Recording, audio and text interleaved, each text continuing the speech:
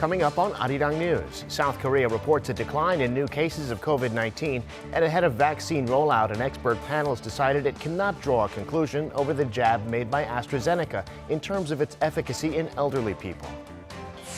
South Korea posts a surplus in its current account for last year, meaning it exported more than it imported. But in- and outbound shipments were both down on a general decline in trade.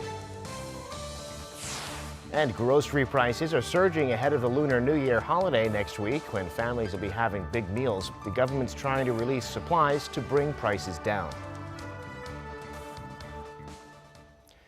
It's 5 p.m. here in Seoul. Thanks for tuning in to Arirang News. I'm Devin Whiting.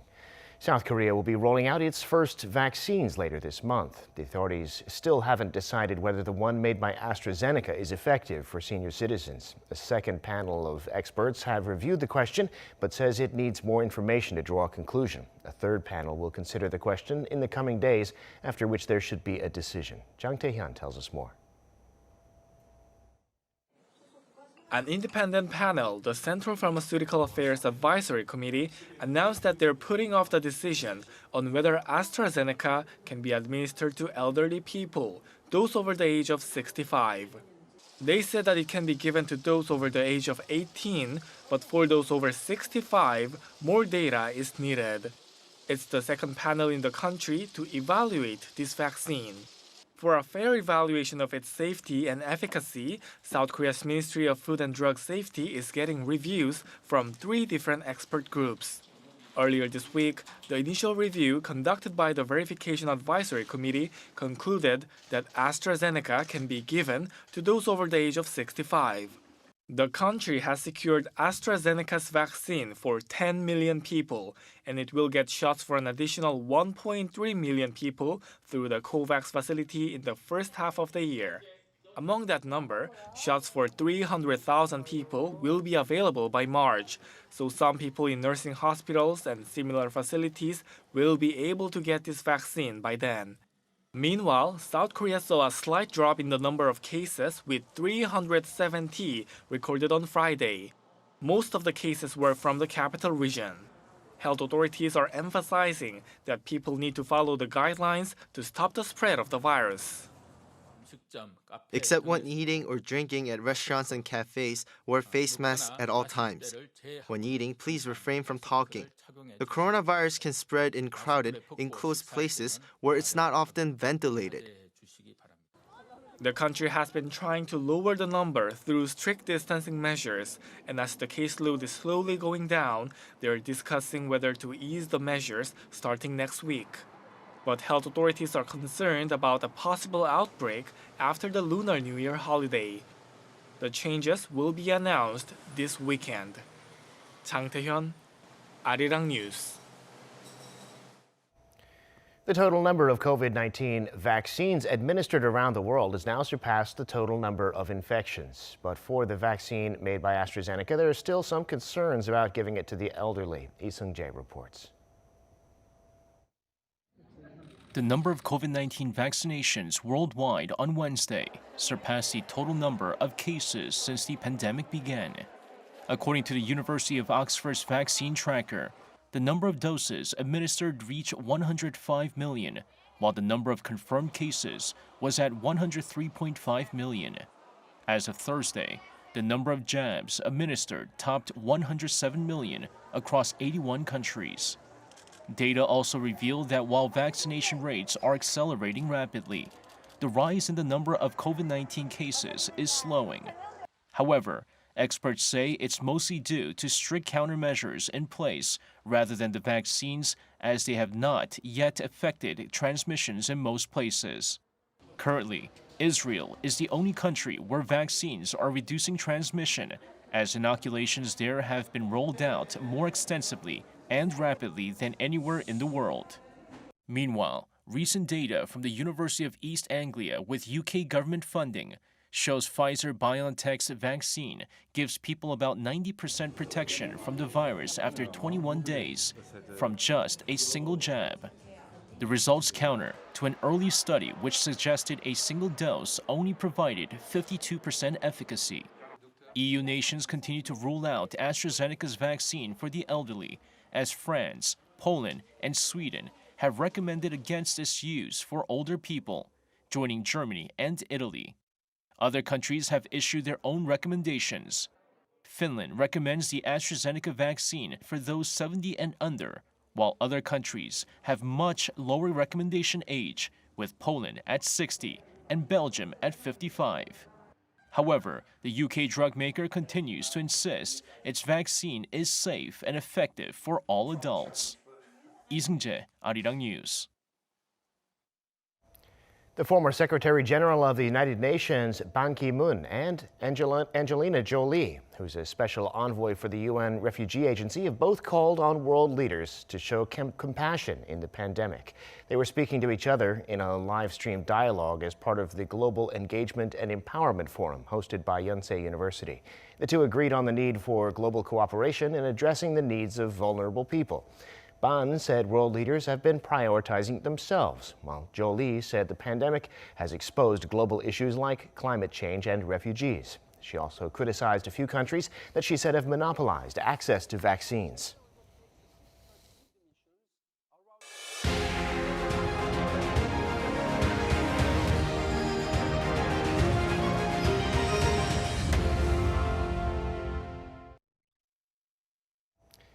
South Korea's current account surplus, which is a broad measure of the country's performance in trade, grew last year.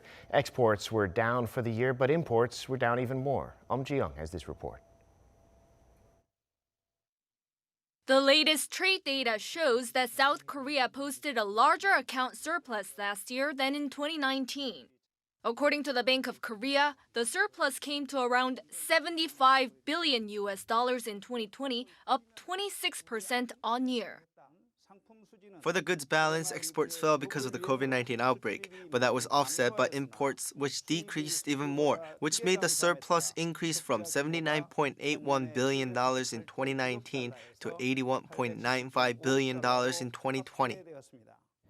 Due to the virus, exports went down by about 7% in 2020 compared to the previous year due to the contraction of global demand and production. But into the second half of the year, exports improved, largely driven by semiconductors and data communication equipment as demand for non-contact activities soared. In the fourth quarter of last year, exports recorded higher figures compared to the same period a year earlier. Exports of biohealth products, including virus test kits, also increased. Imports fell about 9% in 2020 compared to the year before, partly because of the drop in prices of crude oil and raw materials.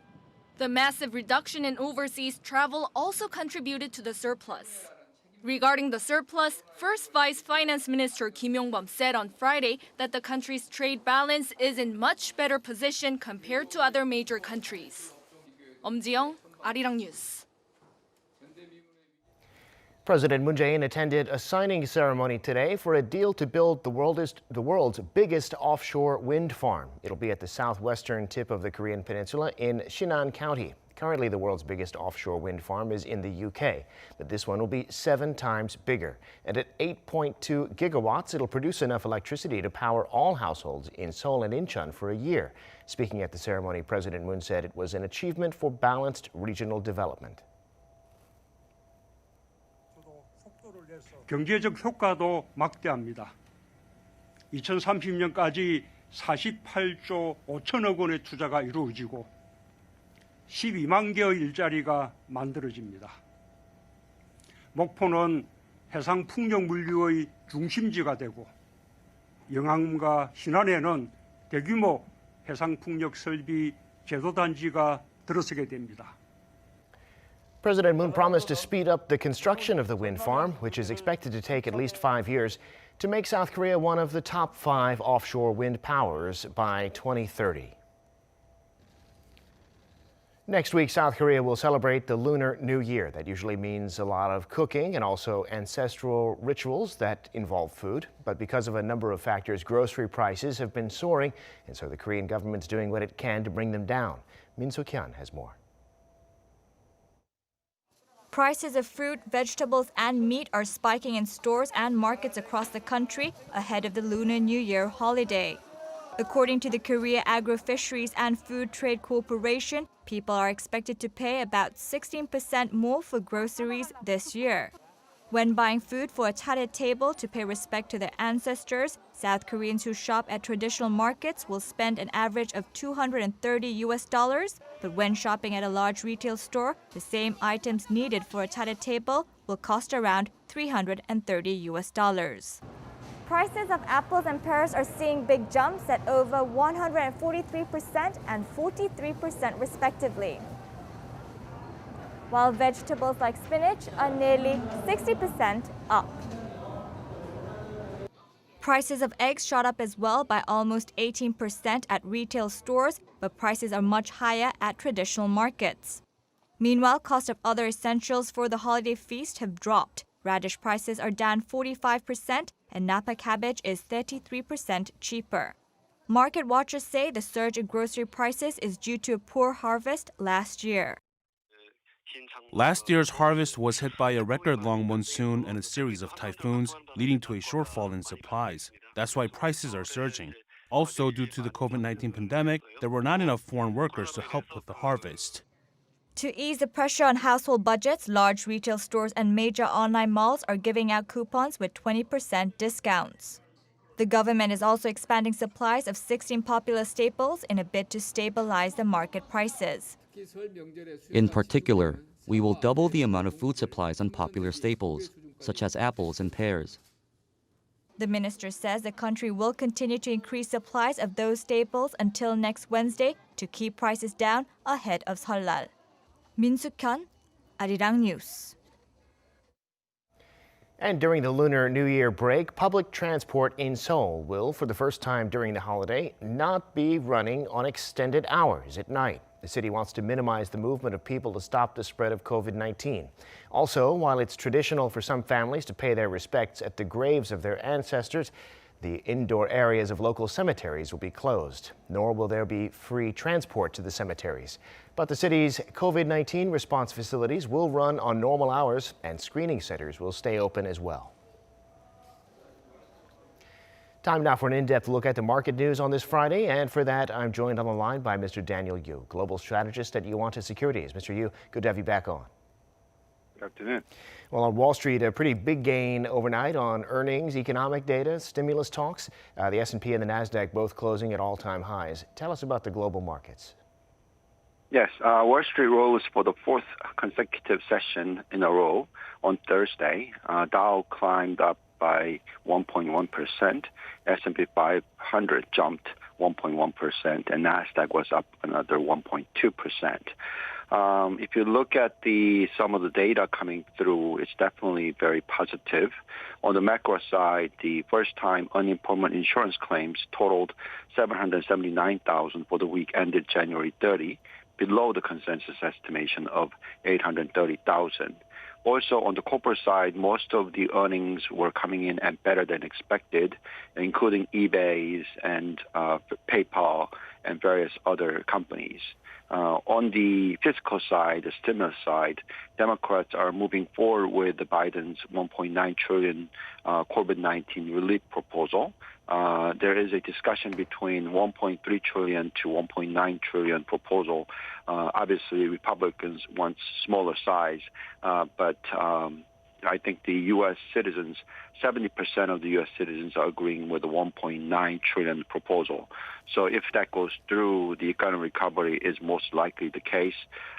Despite this kind of huge amount of boosting measures, fiscal policy as well as monetary policies, dollars are surprisingly rising trend. It has hit well above 91 territories of index. And if that continues, obviously, U.S. market would continue to be the strongest market amongst all the countries. Yeah, today we have seen the Korean won rise to about 11.25 against the dollar, and Korean stocks were up and down today. The Kospi closing above 3,100 points, a gain for the Kosdaq too. What's the story in the local market? Yes, quite confusing market right now. If you look at yesterday, Kospi fell by 1.3% plus on Thursday, but today it's up another 1%, continuously quite volatile. I think the main reason for this volatility is because strong foreign net selling as the won has depreciated continuously in the last 1 week or so. And also institutional investors who are suffering from redemption continue to be the seller of the market, as well as the national pension, because of the regulatory environment. Now, if you look at the overall economic picture, though, it seems to be showing definitely in a positive direction, particularly on the export side. All in all, it seems that the economy is in the right direction with the fiscal policy as well as the monetary policy. Also, if you look at the inflationary numbers, yes, the won depreciation is affecting negatively, or I guess positively for the inflation, or negatively for the economic growth. But it is a sign of the economic recovery and consumption recovery in Korea as well, and also the export recoveries that we are seeing. So Korean market is most likely to go up in the future, but it will be quite volatile because of the currency movement, and the currency seems to be not necessarily appreciating in the future, but probably just volatile up and down in the future. Got it. All right, we're up against the clock today, so Mr. Yu, we'll have to leave it there, and hope you have a great weekend. Thanks for sharing your insights today. Thank you very much. You too.